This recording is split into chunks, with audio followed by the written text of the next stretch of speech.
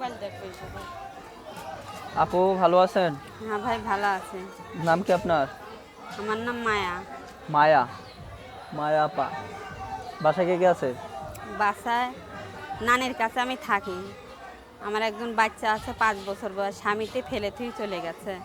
নানির কাছে থাকেন, বাচ্চা আছে একটা, স্বামী চলে গেছে? হ্যাঁ, কারণ কি স্বামী চলে গেল কেন? স্বামীতে খাওয়াইতে পারবে না, পড়াইতে পারবে না, বাচ্চার দায়িত্ব নিতে পারবে না, তাইতে চলে গেছে। তাই তাই চলে গেছে? হ্যাঁ, অনেক আপনি কিভাবে সংসার চলে তাহলে?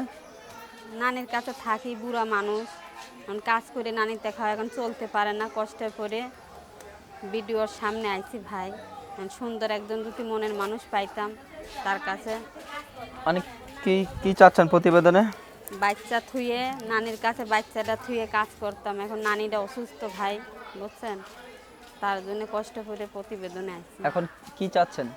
আমি চাইছি সুন্দর একজন মনের মানুষ যে আমার দায়িত্ব নিতে পারবে, আমার বাচ্চার দায়িত্ব নিতে পারবে, সারা জীবন তার পাশে থাকবো, আমার পাশে সে থাকবে।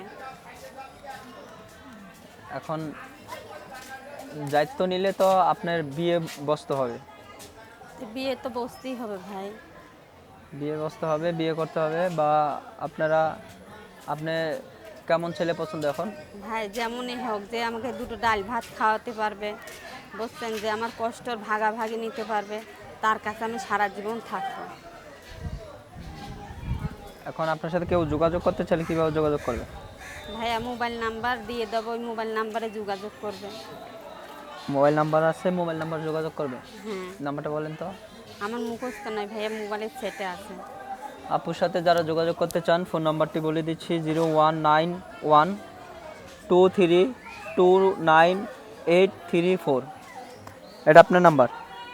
হ্যাঁ ভাই, বাটন সেটের নাম্বার।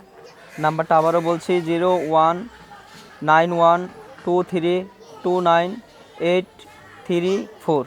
এটা আপনার নাম্বার, যে কোনো সময় যে কোনো মুহূর্তে খোলা পাওয়া যায়। হ্যাঁ, সব সময় খোলা পাওয়া যায়। সব সময় খোলা পাওয়া যাবে। কিছু বলার আছে দর্শকের উদ্দেশ্যে? আর কি বলার আছে ভাই? কিছু বলার নাই। না ভাই। কেউ যদি যোগাযোগ করতে চান আপুর সাথে, ফোন নাম্বারটি ভিডিওতে দেওয়া আছে, আপনারা যোগাযোগ করতে পারেন। বিদায় নিচ্ছি, আল্লাহ হাফেজ।